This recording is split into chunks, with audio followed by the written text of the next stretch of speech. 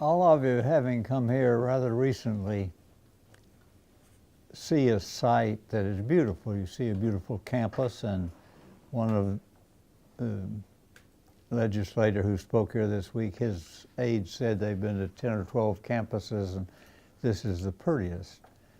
And you also get the news that we're in the 97th percentile in the Southeastern Accreditation area of 1,400 schools.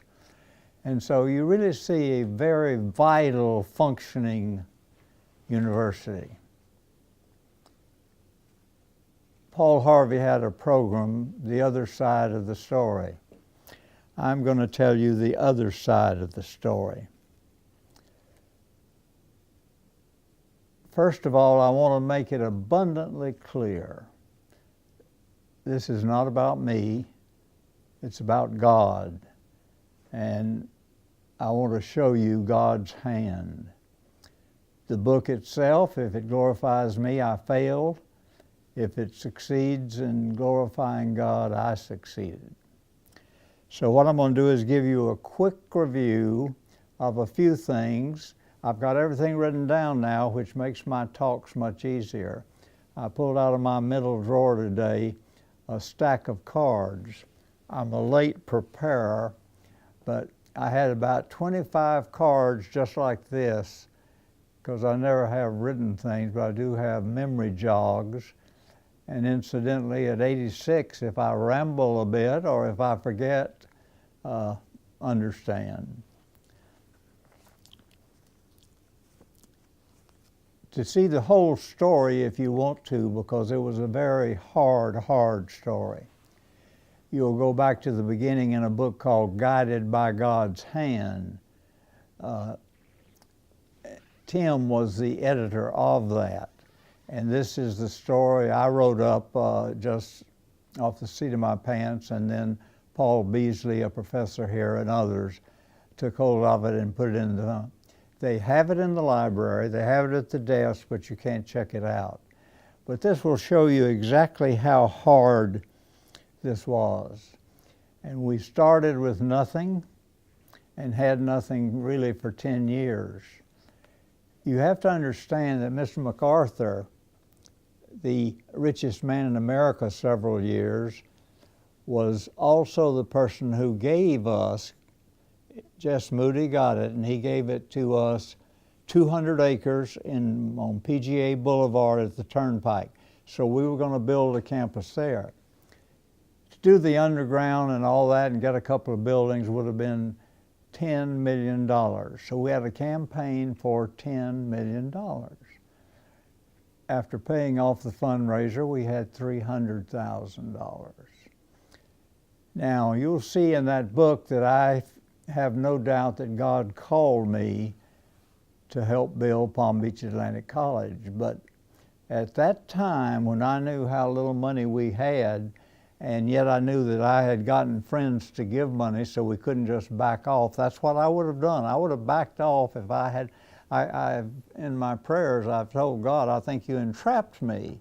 And he did entrap me in that I had felt morally obligated, especially to hold up the Christian name, that would go ahead.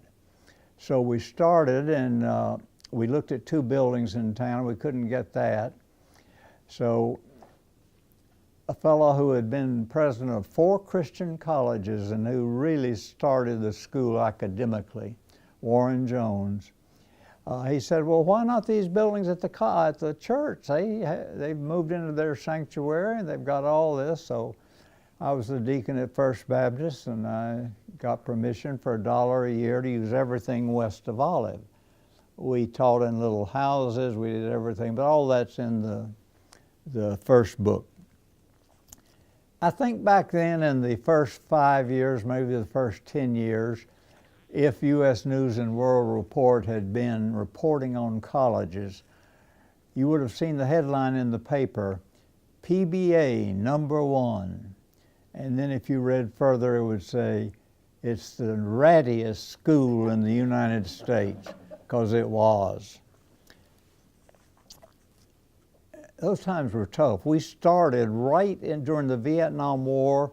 when the college kids were revolting, they had the dirty word campaigns, they locked presidents in the office, and that's not a bad idea at times. They had, they blew up a lab, and so we started, and you have to understand that in the first 10 years we were struggling. And many times I prayed and I said, now, Father, I thought you called me to do this, but if this is not your call, let it go broke now. It'll be cheaper to pay it off now than later. But in that 10 years, you won't remember this because none of you were born. In this 10 years, 210 colleges or universities in America went down. 210 in a very short period of time. It was just a very tough time to raise money for the college kids who were on television every night, dressed awfully, shouting curse words, etc., etc. And so that's when we built it.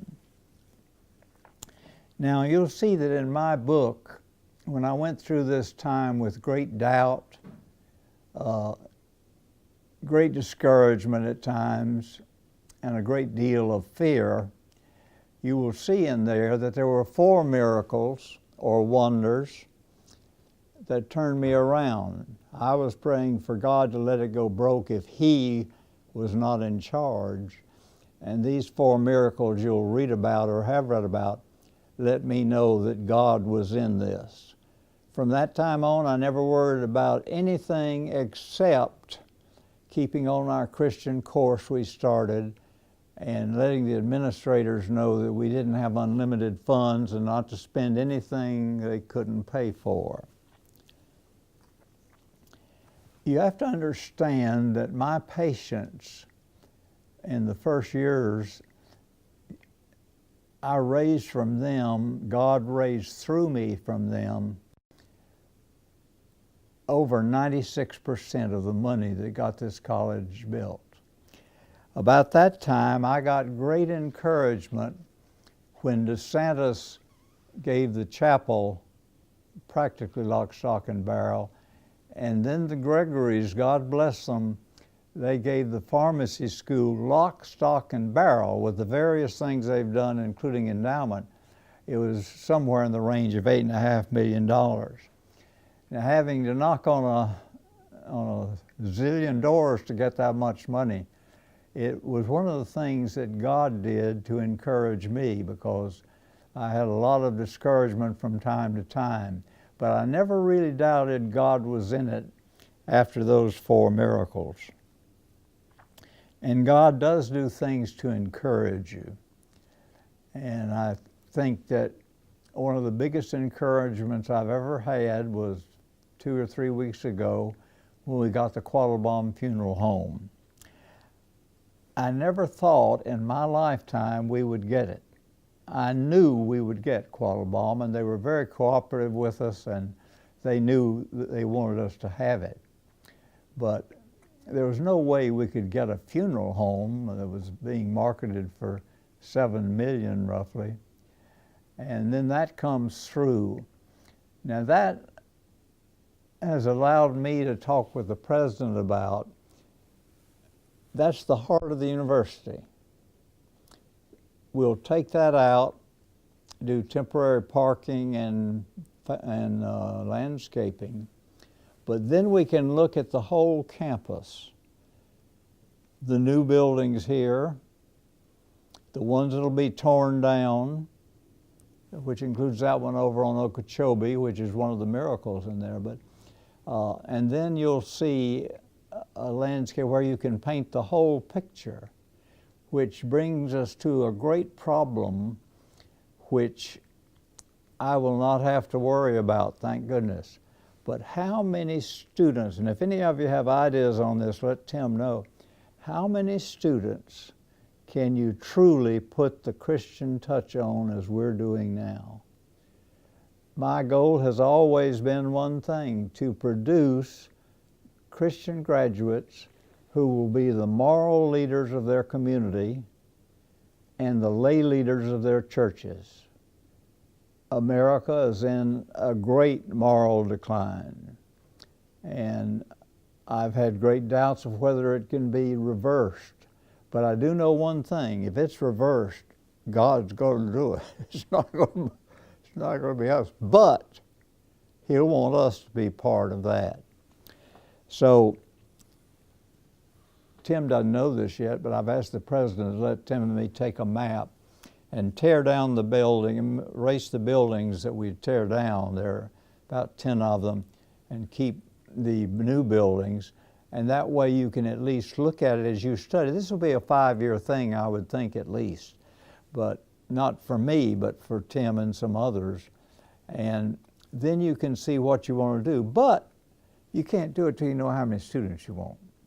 I've told the president, and he's sick and tired of hearing that, but if you're going to have a family and build a house, and you're going to have one child, that's one thing. But if you're going to have 10 children, that's a totally different thing.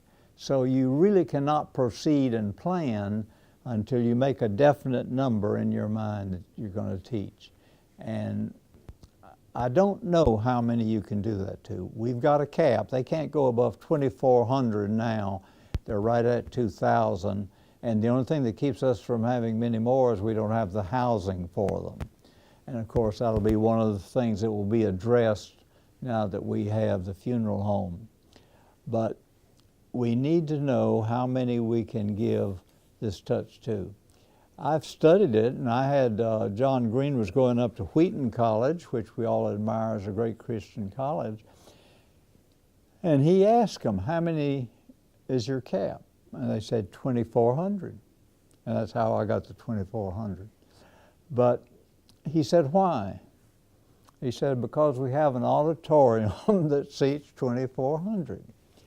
And he said, we like to get everybody together from time to time and have spiritual meetings, 2,400.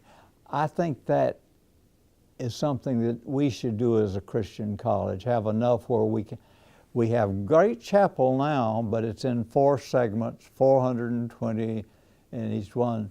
And you cannot ask the President of the United States or any huge person, even a preacher, to come and speak for 5 days to get in all your students.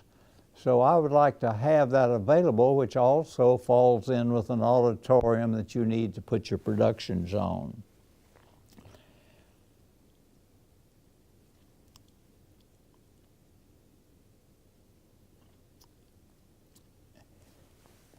You'll read the book and you'll understand a lot of this. Some of you may have read it. But I've had 2 experiences fairly recently that have changed my viewpoint quite a bit, and I had no doubt that God gave me these insights. The first one, when I was getting to write the book, after they did Guided by God's Hand, and we hope that all of you were guided here by God's hand. But in Guided by God's Hand, I realized that I had made a list over the years of what I considered miracles. Some of them aren't miracles, some of them are wonders. And so I was encouraged by my wife mainly, sometimes nagging, but generally encouraged, to write about these. So I did. There were 24 of them that I did. And I got through, and I was walking through the development office one day when the vice president of development, now president, he said, you know, I think you've missed the biggest miracle of all, a wonder. And I said, what's that, Bill? And he said, well, the thing that is a wonder to me and shows God's hand to me is how a poor boy from Lakeland, Florida, went to 3 prestigious universities, Washington and Lee, Duke, and Emory, and ended up here helping God build a college. And that day, for the first time, I'd been so busy trying to raise money, practice cardiology, I was president of Florida Heart. I was on the American Heart Board. I was all over, and you ask me how I do it, I don't know how I did it, except obviously God gave me the strength, but it's a nightmare to think about what I went through. I enjoyed it, I'm sure, at the time, but I realized right then that when I was 8 years of age and decided I wanted to be a doctor, because with my two brothers we were house sitting for a doctor, and he obviously had a lot of things we didn't have in our home. My father was an iceman who went broke, and I delivered ice for a couple of years, and that taught me I didn't want to do manual labor. But he had we had an ice box. We didn't have a Frigidaire until late in my time. But in there was a little stainless steel water thing that got cold, and you took a spout and poured it. Now that seems simple, but to an 8-year-old boy, that was a luxury. And I decided then I wanted to be a doctor. But that day, as I thought about what Bill Fleming had told me, I realized that's when God took me by the hand and brought me here. Now, I zigzagged through the 3 universities and the Navy and various things, but he was going here to build Palm Beach Atlantic College. The second thing that happened to me, and you want to understand my thinking, because I was still in those days that were hard, and it's still hard to raise money. I mean, and I've been the chief fundraiser, and of course with Bill Fleming as the head, it makes it easier. But you've still got to have people of influence who bring people in and tell them, this is what we're doing. Look at it and see if it wouldn't be a good charity for you. But it was so ready back then that I always felt, even with new buildings, I felt it wasn't much. If you'd asked me where we were in the 1400, I'd say 1100, 1200 along in there. And then I had a revelation that I'm sure it was God straightening my brain out. In our last accreditation, roughly 3 years ago, at the exit luncheon, an older gentleman said, I want to tell you something. He said, I asked to come here, which is totally against the rules, because you may be biased for or you may be biased against. But he said, I've done this for 40 years and they allowed me to come. He said, I came because Palm Beach Atlantic is the most talked about school in the southeastern accreditation area. First Baptist Church didn't want us, West Palm Beach didn't want us, Palm Beach County didn't want us, the donors around town didn't want us, and I always was trapped in that mentality. And I suddenly realized that the country knew us and that we might be able to influence some other colleges. And my idea, which I've shared with the president, it'll be a big project, but it can be done through organizations such as the Christian Coalition of Colleges and Universities. We need simply to have a way of asking every Christian college to review their charter. Now, the one in the Christian Coalition, they all have the same theological statement. That's what binds them together. But then go to some schools that were Christian, like the number one in our area here was Stetson. It was an excellent Christian college until they severed their ties. And just ask them to look at their charter and see if they're abiding by it. And then we can do this to public schools and various schools like that. And America needs to look at education in order to help stop the moral decline. Now, if there are any questions, and there's time, should be, it's only 11:28, I'll be glad to answer them. But just remember, this is God's story, and the book will tell you that. You must have had something you wondered about. I had something that really struck me reading the book, and I'd like your perspective on this. I mean, you courted some very wealthy people to secure some sizable donations to the university. And I'm sure in any situation like that, there's a tendency to develop a business relationship. But in your case, the relationships that you developed with these people were lifelong, dear friendships. You know, like with Doc Rinker and Ted Johnson and Rich DeVos. You described how you became very, very close friends with spouses as well. And to me, reading that you developed close friendships in these donor relationships, to me it's additional evidence that God's hand was in this and blessing your endeavors as a fundraiser. I think that's the secret of the whole thing. And in the book you'll read why God chose me. He didn't choose me because I'm handsome. He didn't choose me because I'm very muscular. He didn't choose me for any reason except God is a clever God, and He knew that people have a hard time saying no to their doctor. And I saw this in Mr. MacArthur's eyes when he was America's richest man. And I called him trembling with fear. Don't think any of this was easy. I'm not a fundraiser. I am a storyteller, but I am not a fundraiser.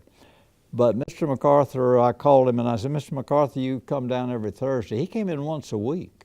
And people think I get rich off. I never charged Mr. MacArthur. I said, Mr. MacArthur, whatever you think is fair, give to the college.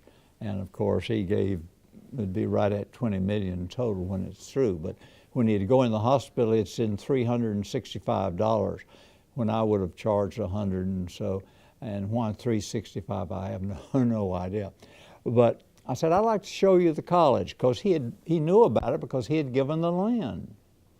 And of course, the land was contingent upon us building within a period of time, and we finally gave it back to him. I mean, the deed. But he said, I'd like that. And he came down, and when I was through, I talked about going to the college. He said, and then he got talking about the problem with education, because he didn't have a college degree, he never went to college. And he said, you know, I can get 1,000 PhDs, philosophers, and I find it hard to get a plumber. And he carried on for about 20 minutes, and I finally said, now God, I've got to say something. He was really on a rant. And I finally said, Mr. MacArthur, I agree with a lot of what you're saying, but I would like to show you something I'm proud of. But I saw in his eyes he did not want to go, but I was his doctor. If he got sick in the middle of the night, he wanted to see me. A lawyer can't do that, an architect can't do that, a building. That's why God chose a medical doctor. And from that time, Mr. MacArthur and I had a great friendship. And he was known as a very profane man, extremely profane. I never heard him say one curse word. He was Mr. MacArthur, I was Dr. Warren, and same way with his wife. You know. But it is through those friendships, and I never had a fundraising course except off the seat of my pants here, but I can tell you what they all say: friends give to friends. So I made friends with these people, and I wasn't pure in this. I mean, I made friendships with some of them to get money out of them, but they became close friends. Rich DeVos of Grand Rapids is a prime example. Long before he gave, I saw in Forbes the 400 richest Americans. It still comes out every year. And in there somewhere was Rich DeVos, and it said he gave to Christian causes and he lived in Manalapan, in the little thing they wrote. So I said, I've got to know him. And I've done this same thing hundreds of times. So I wrote him. And I said, you know, knowing your career, you would make a great man of distinction at Palm Beach Atlantic College. And I sent him a tape of David Mahoney when he got this, who I'd made a friend of and gotten money from. And so I sent it, and I knew he might not see it, and I'm sure he didn't see it.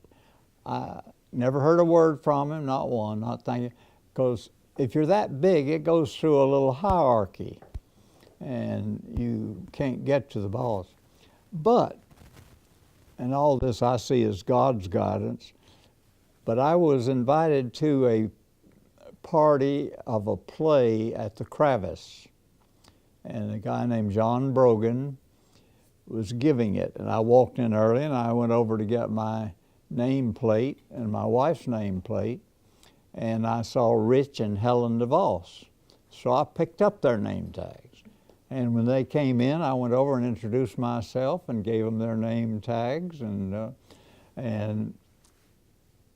then we went in to see the play, and he was sitting right in front of me.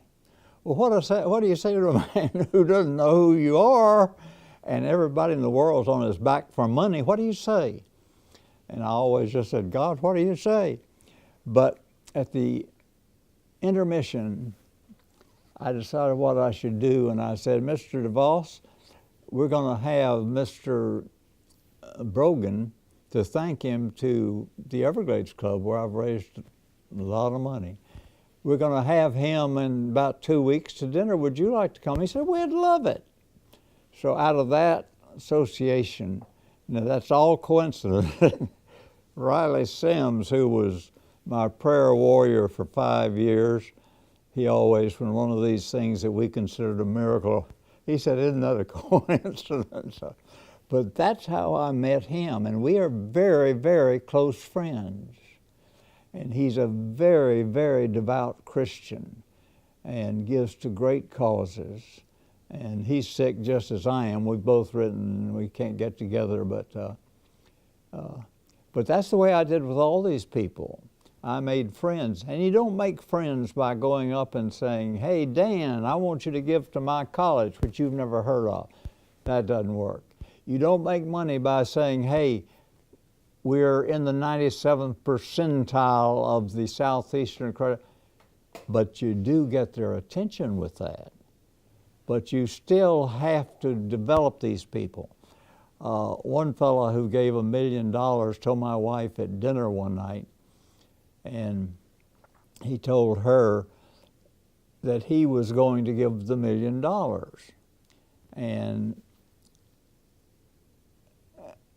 I guess we'd taken them to dinner 20 times. We did a lot of things with them, went on his boat, and they're good friends. But out of this comes money because it gives me the opportunity to say that I think America is on the downward track, and we need to do something about it through God, and education is one of the ways. But, you know, I said God gives you things that encourages you, and He does, but I've always thanked Him for letting me meet the people I've met. It's amazing some of the people in that book I've met, like Doc Rinker, but all of them. And so you're absolutely right. But that's the way, and I've been trying to teach the trustees that, but it's hard to do. And my approach for the last 10 years has been through evangelical Christians, and evangelical just means telling the good news. But that's what I'm pushing with the moral decline of America. And it's amazing the people I talk to about the moral decline of America. Some of them haven't been in a church in 20 years, but that interests them, that gets their attention. And then you tell them how Palm Beach Atlantic University is different, and we are different, and you've got their attention and may get their money. I've never asked for a cent of money. I tell people the opportunities to give, what we need, but that's not totally true, Lord.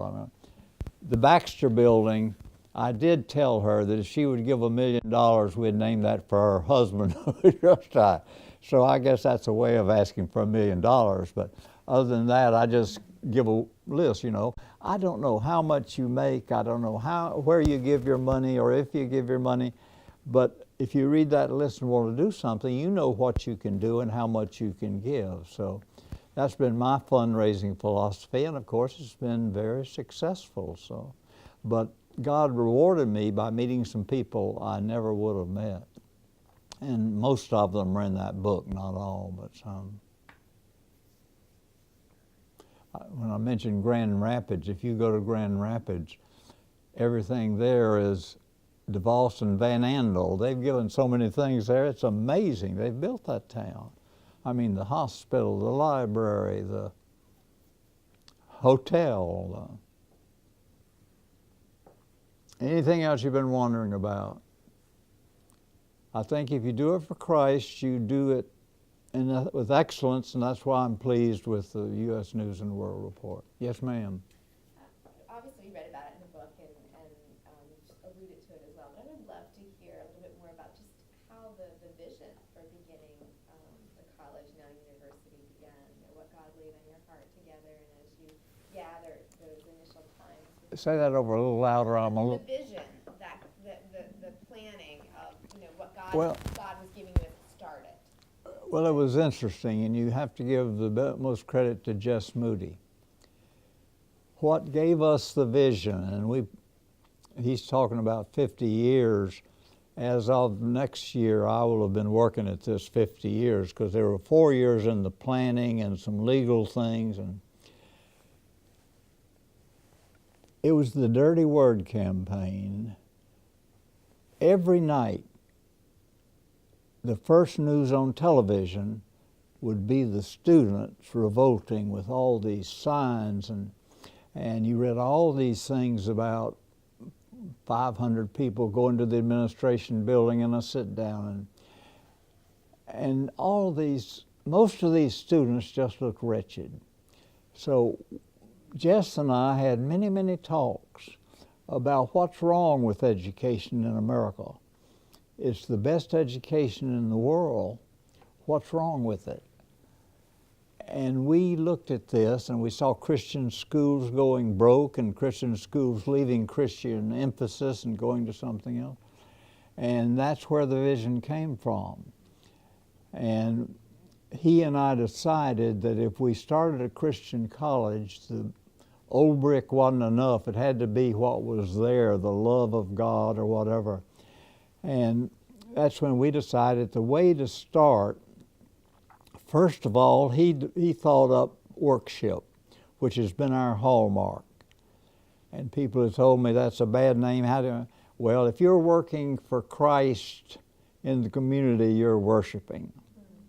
But we knew that every faculty member had to believe in a certain theological statement and also be active in their local churches.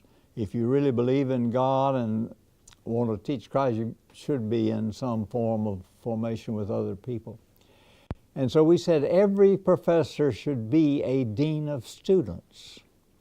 If little Joey isn't doing well, why? It's usually money, boyfriend, girlfriend, drugs, whatever.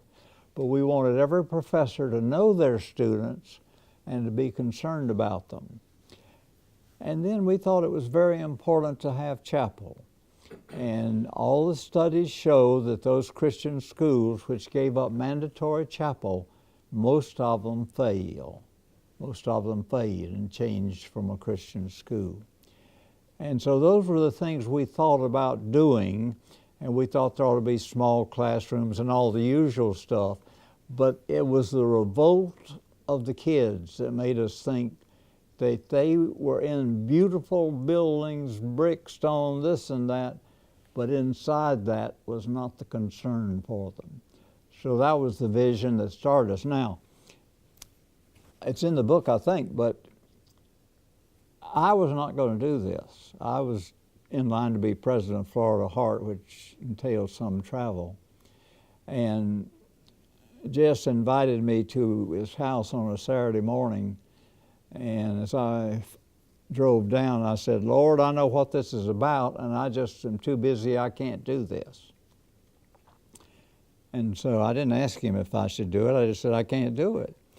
And the president of Florida State University, who was a Baptist deacon, Doak Campbell,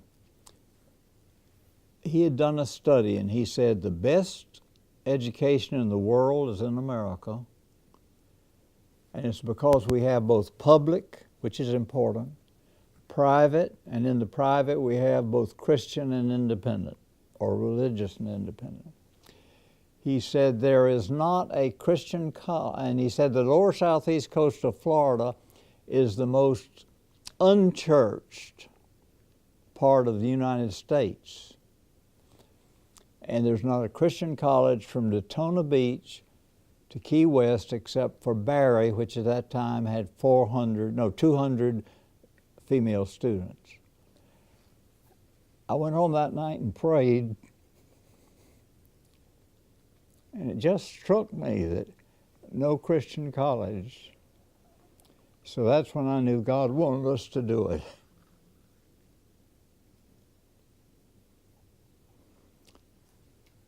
Going back to the original vision, or maybe the vision that's developed along the way, I mean, if you were looking 20 or 25 years into the future, I mean, what would be something that hasn't been realized here yet that you would hope to see over that particular period?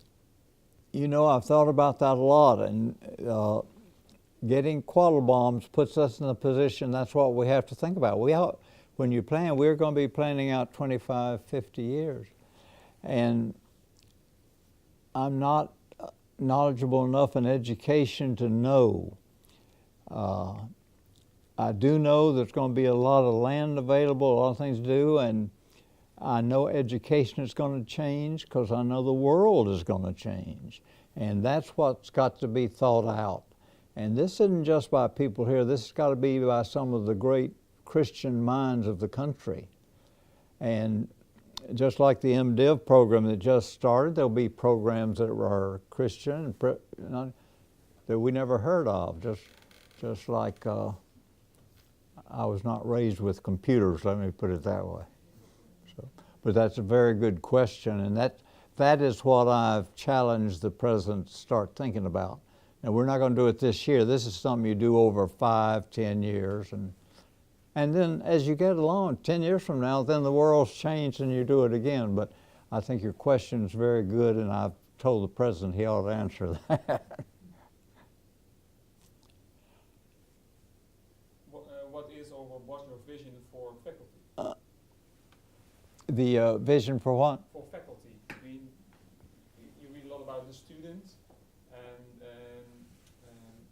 the time they were bad during the Vietnam War. But what was your vision about faculty? Well, we knew that in schools that the faculty had been the thing that broke down most Christian colleges. For example, I talked with a girl this morning who's this week. She's from a Southern Baptist, not Southern Baptist, but a Baptist seminary in Colorado. I don't know the name of it, but she's on the faculty there. And she was in Stetson, which was the #1 university now and was the #1 university then. And she said she had faculty, and none of them believed in the miracles of Christ. They didn't believe he changed water to wine. Well, I don't understand all the miracles, but I can believe them. I understand that one because he had water and he needed wine. But the faculty is the key.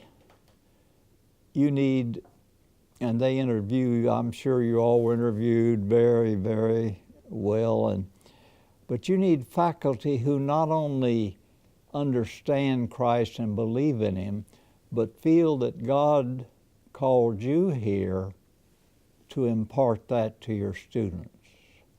And I think that's what you do about faculty. Now, my dear friend Ken Mahanes, he read a book where the thesis was that they were being destroyed in Christian colleges by the faculty and writing and that type of thing. But And he said that's where schools really lose their roots. And he said that's the most important thing in the theology department. And I said, Ken, that's not true. The most important thing is in the selection of trustees who know the vision and who can hire and fire the president. I had a president that came to me one day he said the faculty senate has voted to, rather than require a semester of New Testament and Old Testament, they want to go to comparative religion. And he said, I'm putting that on the agenda for your next meeting.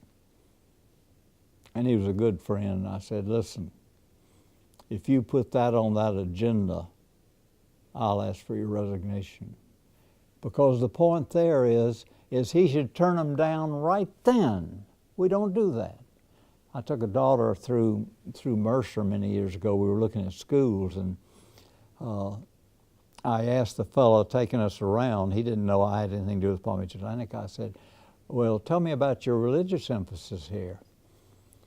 And he said, what do you mean? I said, do you teach New Testament? He said, oh, no, we don't. But he said, they've just decided they should, and next year they're going to. So she went there. But how can you be Christian and not teach the New Testament? How can you be well educated without studying the Old Testament and New Testament? I think you can't.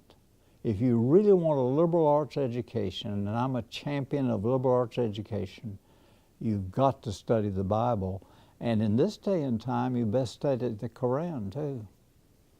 But no, I think the faculty is the key, but it's the selection by the dean, selected by the president, selected by the board of trustees. So I've worked hard over the last several years on the trustees. You have a strong trustee board. I've taken over 1,300 people on campus tours, usually to raise funds, but not always. But everybody that we've taken on as a trustee, I've given them a 2-hour tour and gone through the theology. And I've always told the trustee, and I no longer do this, but I told them, I don't want to know whether you want to be a trustee today. I want you to go home and pray about it. But this is what you have to do if you're a trustee. And we've got a strong trustee body. And you have to be in line to perpetuate this, which means these people have to know that they train the next people to do it. And then you get down to selecting your faculty on that way. So, thank you very much.